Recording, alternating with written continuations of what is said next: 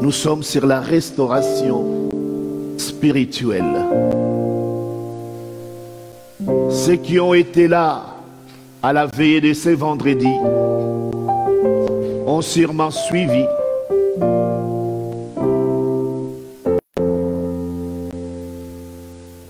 Puisqu'on reviendra sur des grandes lignes de ces messages. C'est un message qui a été donné sur plus de 2 heures, dont nous n'aurons pas le temps de pouvoir le faire en moins de 30 minutes. Mais ce matin, nous voulons parler de quoi réellement? Nous voulons parler que la plénitude de l'esprit conduit au revêtement spirituel. Amen, amen, amen, amen. Amen, amen, amen. Bien-aimés dans le Seigneur, je suis en train de dire que la plénitude du Saint-Esprit nous conduit à être revêtus de l'autorité et de la puissance de l'Esprit. Amen, amen. Voilà pourquoi, bien-aimés dans le Seigneur, nous allons revenir sur ces versets. Jean chapitre 7, du verset 37 au verset 39. Je lis au nom du Seigneur. Le dernier jour, le grand jour de la fête, Jésus, se tenant debout, s'écria: si quelqu'un a soif, qu'il vienne à moi et qu'il boive. Celui qui croit en moi, des fleuves d'eau vive couleront de son sein, comme dit l'Écriture.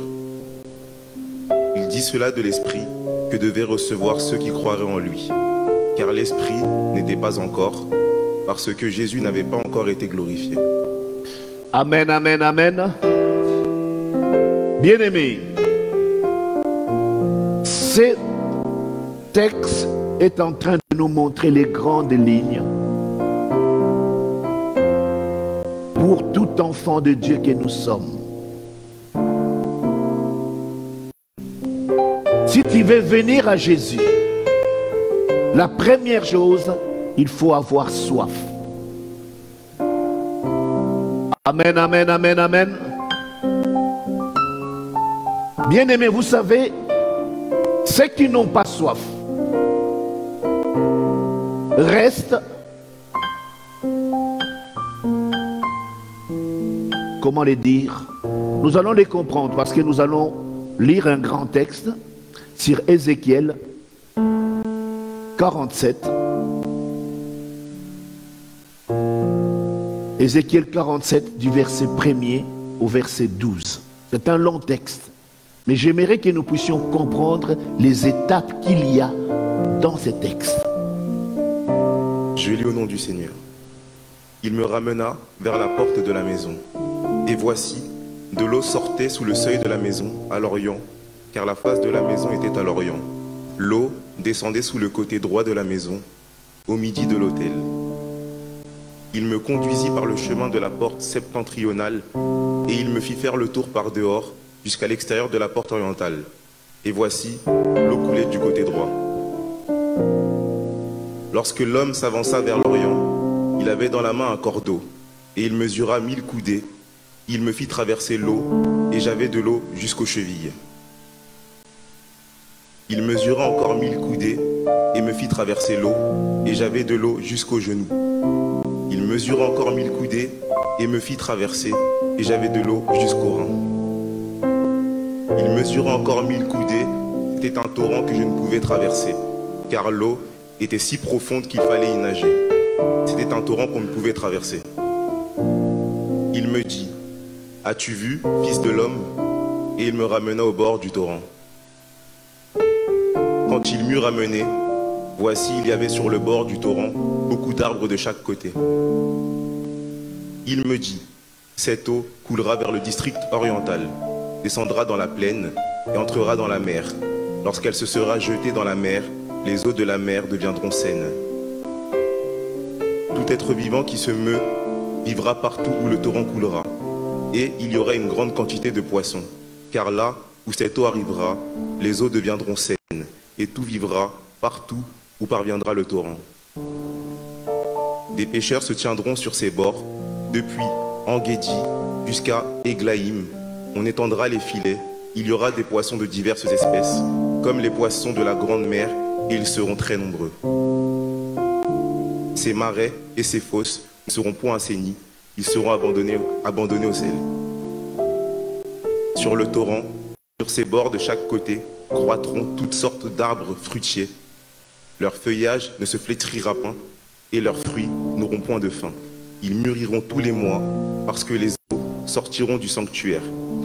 Leurs fruits serviront de nourriture, et leurs feuilles de remède. Amen, amen, amen, amen. Bien-aimés, on résume ici ce que doit être la vie chrétienne. Amen, amen, amen. On commence par nous décrire, on nous dit qu'il y a un homme qui vient avec un cordeau. Il était avec celui qui voyait ce qui se passait. On va lui faire traverser. On mesure le premier cordeau, on le fait traverser. On lui dit que l'eau arrive aux chevilles. On mesure encore. Et l'eau va arriver où? Aux genoux. Ce n'est pas terminé. On continue. Il mesure encore. L'eau lui arrive à la hanche. Et quand on va encore mesurer, la personne dit qu'il ne pouvait plus parce qu'il fallait nager. Mais bien aimé, tout ce symbolique nous montre l'œuvre de l'esprit dans la vie d'un chrétien. Alléluia. Mon frère, ma soeur, voilà pourquoi quand nous débutons, c'est pourquoi j'aimerais prendre cet exemple. Quand nous commençons la vie chrétienne, dans Jean 4, il y a une image qui illustre bien cela. On nous montre la femme samaritaine. Alléluia. La femme samaritaine, c'est encore une histoire d'eau.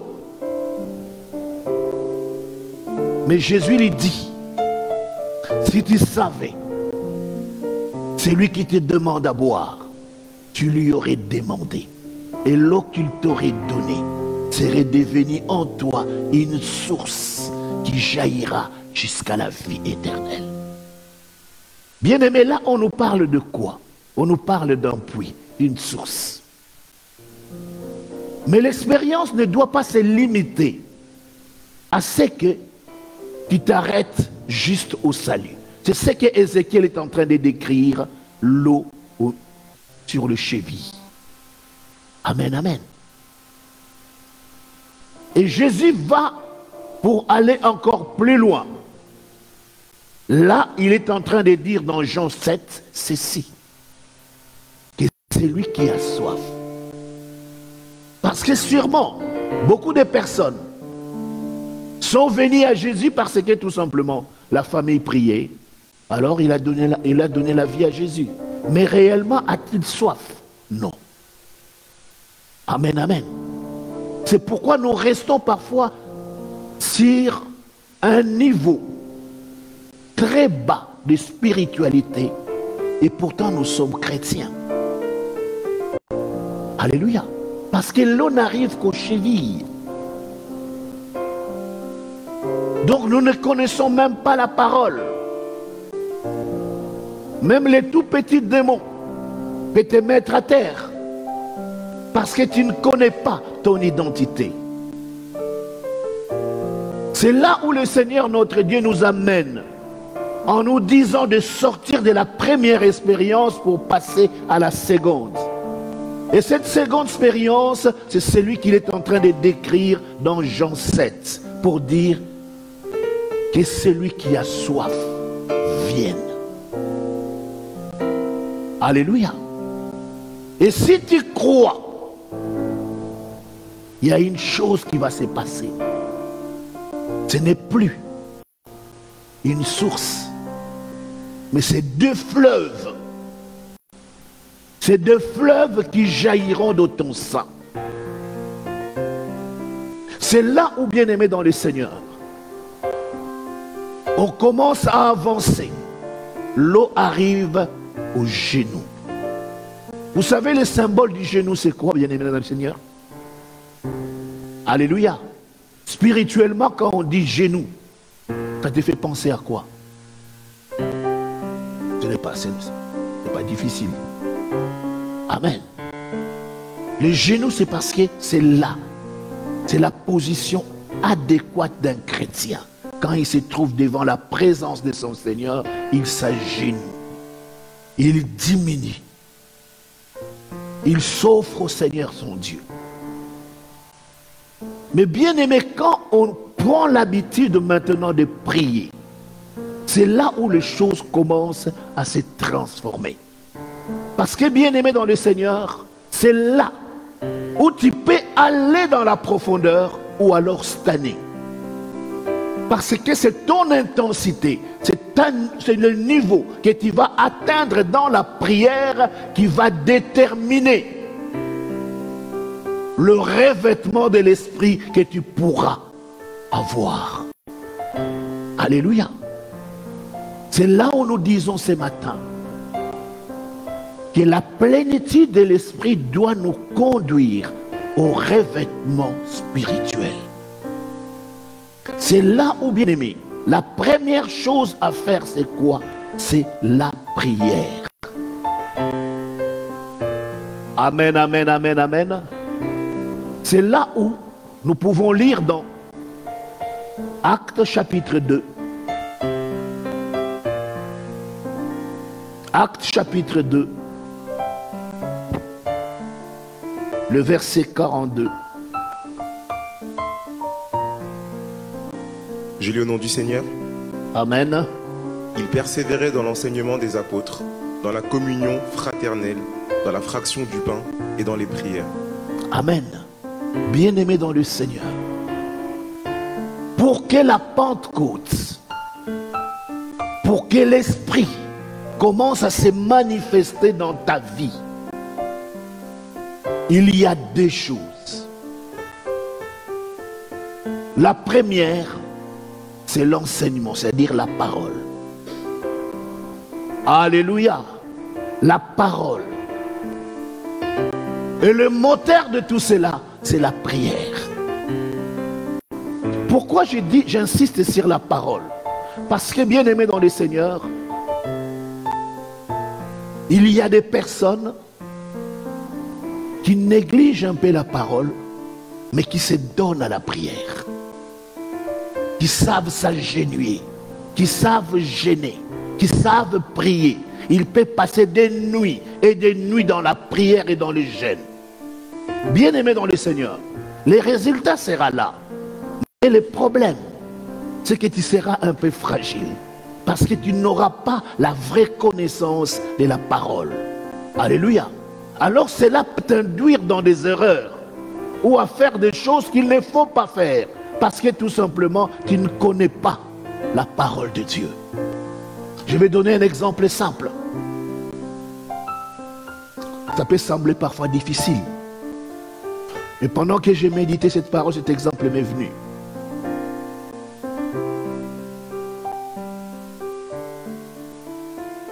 En étant serviteurs de Dieu, nous prions parfois pour toute situation. Quelqu'un est malade, nous prions. Mais quand on a la crainte de Dieu, je donne un exemple. Une femme qui n'est pas mariée, mais veut avoir un enfant. Et il vient te dire, homme de Dieu, j'aimerais avoir un enfant. Tu lui poses la question, où est ton mari? Il dit, non, non, non, je ne suis pas marié. Alléluia. Mais comment sais-tu que tu es stérile? Il dit, non, parce qu'à plusieurs reprises, je suis avec des hommes et je tombe pas enceinte. Alors c'est là. Si tu ne connais pas la parole de Dieu, tu vas prier. Alléluia. Mais dans la crainte de Dieu, tu vas commencer à dire non, non, non. Attention ma soeur, il y a des étapes à suivre. Tu veux un enfant? Alors il faut d'abord prier que tu sois marié. Je ne sais pas si vous comprenez la différence. Je ne dis pas que les femmes stériles n'enfanteront pas parce qu'ils n'ont pas de mariage. On a eu des enfants.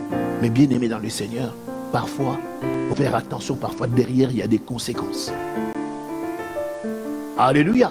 Je dis parfois il y a des conséquences. C'est pourquoi en étant chrétien, je suis en train de vous dire cela pourquoi. On a déjà eu ici à l'église des cas de ces modèles. Une personne qui est dans des situations difficiles, qui peut-être dans le pays où nous vivons, la France, où il y a des situations où on te dit par exemple que non, mon frère, comme tu n'as pas de papiers, tu vois la solution la plus simple, fais un enfant. Alléluia. Quand tu auras un enfant, eh ben, tu iras à la préfecture. Comme l'enfant est né sur le territoire français, sur le sol français, il a la nationalité française, au travers de cet enfant, ah ben, il va être régularisé. Et imaginez que la personne vient te dire maintenant que non, mais on m'a dit que je suis stérile, est-ce que pasteur, tu ne peux pas prier pour moi? Je ne sais pas si vous comprenez. C'est là où, bien aimé dans le Seigneur, il faut que nous ayons la connaissance de la parole.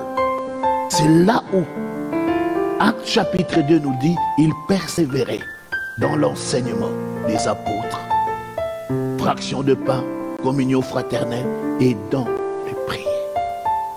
Bien-aimés dans le Seigneur, il faut que les fondements soient posés. Et les bons fondements, car les bons fondements amènent le bon résultat. Alléluia. Parfois les gens peuvent se poser la question, ils disent mais non, mais il y a quelqu'un qui a besoin d'un enfant, pourquoi de lui priver? Non, nous ne sommes pas dans le monde, nous sommes la famille de Dieu. Et avec les seigneurs, il y a la crainte. Et cette crainte de Dieu doit nous amener à vivre selon les principes de Dieu. Et cela doit amener quoi? Bien aimé dans le Seigneur, c'est pour poser l'autorité du Saint-Esprit dans nos vies. Le Seigneur, c'est pour poser l'autorité du Saint-Esprit dans nos vies. Alléluia. Alléluia. Il faut que le Saint-Esprit soit souverain. Bien-aimés, nous ne pouvons rien faire sans lui. Voilà pourquoi nous avons besoin d'être remplis de son esprit. Et quand nous y mettons la connaissance, et quand nous savons prier, alors, bien-aimés dans le Seigneur, l'eau qui est dans le genou nous amène maintenant encore à entrer dans la profondeur. Et nous voyons que cette eau commence à être dans nos reins. Alléluia. Alléluia. Bien-aimés dans le Seigneur, c'est pourquoi nous pouvons voir que dans la parole de Dieu, il y a des niveaux. Alléluia. Mais mon frère, ma sœur, nous pouvons aller au-delà de cela. Je dis bien, on peut aller au-delà.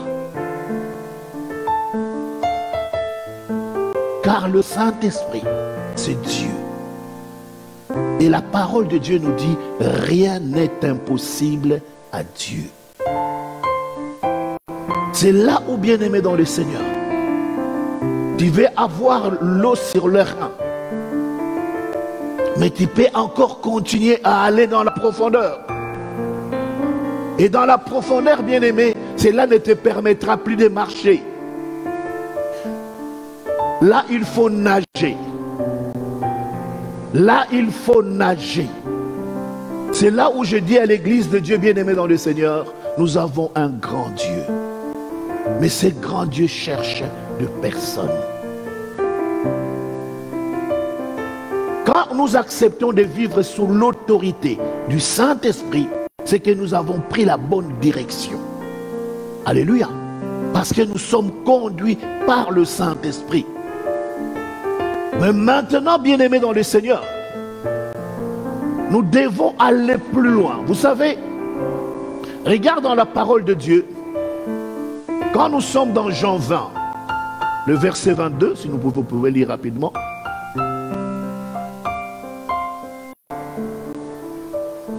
Je lis au nom du Seigneur.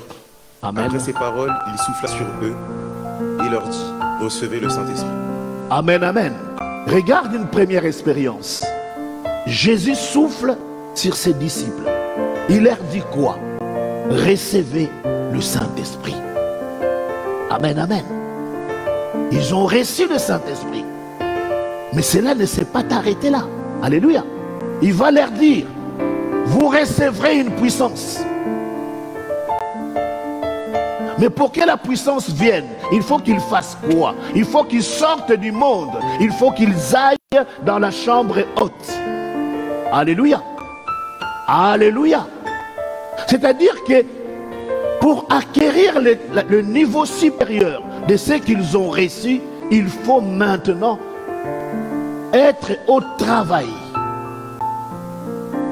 C'est ce qui va amener la Pentecôte. Nous pouvons lire Actes chapitre 2, le verset 1 au verset 4. J'ai le nom du Seigneur. Le jour de la Pentecôte, ils étaient tous ensemble dans le même lieu. Tout à coup, il vint du ciel un bruit comme celui d'un vent impétueux, et il remplit toute la maison où ils étaient assis. Des langues, semblables à des langues de feu, leur apparurent, séparées les unes des autres, et se posèrent sur chacun d'eux. Et ils furent tous remplis du Saint-Esprit, et se mirent à parler en d'autres langues, selon que l'Esprit leur donnait de s'exprimer. Amen, amen. Regarde maintenant la seconde expérience qui arrive. Ils ont reçu quoi? Ils commencèrent à parler en d'autres langues. Alléluia. Mais on voyait sur eux quoi? Des langues de feu sur chacun d'eux. C'est-à-dire qu'ils ont changé de niveau. Alléluia. Ils ont reçu le Saint-Esprit dans Jean. Et maintenant dans Actes chapitre 2, on dit quoi? Des langues semblables aux langues de feu étaient sur chacun. Et se mirent à parler en d'autres langues. Amen, amen, amen. Mais bien aimés dans le Seigneur, c'est là où on peut dire, où de nombreux chrétiens disent, ben, je suis en train de prier, je vis, quand j'impose les mains, les gens tombent, donc ça suffit pour moi. Non. Bien aimé, il faut aller dans la profondeur. Alléluia. Il faut aller dans la profondeur. C'est là où, bien aimé dans le Seigneur, nous allons lire ces textes et nous allons nous arrêter là aujourd'hui.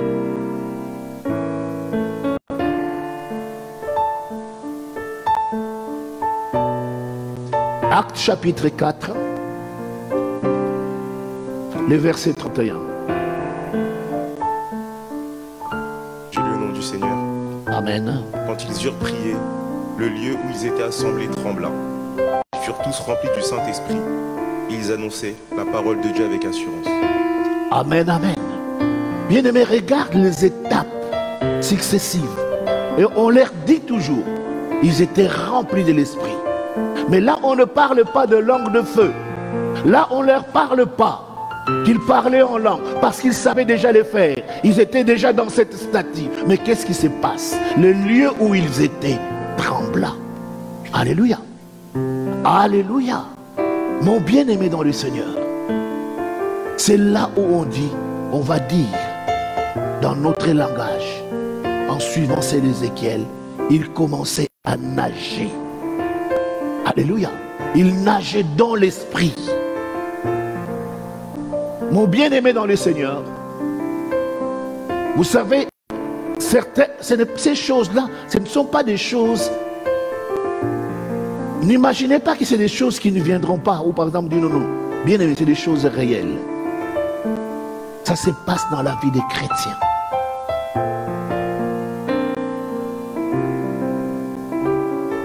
Notre Dieu est amour. Alléluia. Une fois, j'ai déjà vécu quelque chose de similaire. J'étais en désaccord avec une personne. Je n'étais pas pasteur, j'étais ancien. Malheureusement, on m'avait laissé la responsabilité de l'église parce que les pasteurs n'étaient pas là, avaient voyagé. On avait une veillée, on avait un culte. Quand on termine les cultes, il y a un groupe de personnes qui viennent me voir. Il dit, l'ancien, voilà, nous aimerons disposer de la salle Parce que nous voulons faire une veillée. Je dis, vous voulez faire quoi? Une veillée. Il dit, ah bon? C'est qui sont à cette veillée? Il dit, non, nous avons reçu un serviteur de Dieu qui est venu de l'Afrique. Donc nous voulons faire cette veillée avec lui. Ah, je dis, malheureusement, je n'ai pas cette autorité. Ça vous aurait dit demander au pasteur. Si j'étais disponible cette nuit, dans ces cas-là, je serais resté avec vous. Mais comme je ne peux pas, demain matin, je travaille à 4 heures du matin, donc je ne peux pas rester avec vous, donc je ne vous autorise pas. Les frères étaient mécontents, avec l'homme de Dieu qui était là, ils étaient mécontents. J'ai eu un petit problème avec eux, et il y a une sœur qui avait invité l'homme de Dieu. Donc on était en discorde avec lui. Le lendemain matin, puisque la veille ne s'est pas passée, je viens. Alors la sœur était encouragée, en colère. Je l'ai invité, on s'est assis. C'était dans l'église, hein. On va dire par même au premier rangé. On était assis. Elle a commencé à parler d'une voix forte. J'ai dit, ma sœur, nous sommes à l'église, je vais t'écouter. Alors, 10 minutes avant. Il dit, mais oui, je ne suis pas d'accord parce que c'est ci ou c'est là, je ne sais pas. Il y a une chose qui est venue, je l'ai tenue à la main. Bien aimé, je n'ai jamais vu ce genre de tremblement. Même mon corps à moi a tremblé. J'étais en train de dire à ma sœur, je dis, calme-toi, calme-toi. Et cette puissance de l'esprit est venue. Et la sœur a crié. J'ai dit non, n'aie pas peur. C'est pour te dire tout simplement que je ne t'ai pas fait quelque chose de mal. Mais j'ai juste respecté l'autorité qu'ils m'ont donnée. Je n'ai pas abusé à cela. Si vous voulez disposer de la salle, aujourd'hui vous avez le temps. Prends le téléphone, appelle le pasteur et dis au pasteur que vous voulez faire une réunion de prière ou une veillée. Si le pasteur vous autorise, il n'y a pas de problème. Mais ce n'était pas à moi. Et la sœur revient en elle-même, me dit, mais pourquoi tu m'as tenu de cette manière-là? C'est quoi ce courant? Je dis non, ma sœur, moi je ne t'ai rien fait. C'est pour nous dire tout simplement qu'arrivé à un niveau spirituel, parfois le Saint-Esprit peut commencer à se manifester de manière différente. Alléluia. Mais tout simplement pour montrer quoi? Pour montrer sa présence. Mon frère, ma soeur, bien-aimés dans les Seigneurs, je vous encourage juste à deux choses. D'accepter l'autorité de l'Esprit dans votre vie. Ne plus agir seul, mais agissez avec le Saint-Esprit. Et le Saint-Esprit, pour se nourrir, il se nourrit de la parole et il se nourrit de la prière. Amen, amen. Quand tu commences à vivre dans la crainte de Dieu, à marcher dans la crainte de Dieu, mon frère, ma soeur, tu passeras du statut où l'eau est sur tes chevilles à ce que l'eau soit sur tes genoux. Parce que tu vas persévérer, l'eau passera de chevilles jusqu'à tes reins. Quand tu auras continué, parce que tu as soif de la parole de Dieu et tu veux vivre la manifestation de l'Esprit de Dieu, parce qu'il faut croire. C'est ce que Jésus est en train de dire dans Jean 7. Que celui qui a soif vienne, l'eau qu'il boira. Mais la chose la plus importante, c'est quoi? C'est de croire. Quand tu crois à la parole qu'il te dit, alors l'Esprit de Dieu se manifestera avec son autorité et sa puissance. Que le Seigneur notre Dieu vous bénisse.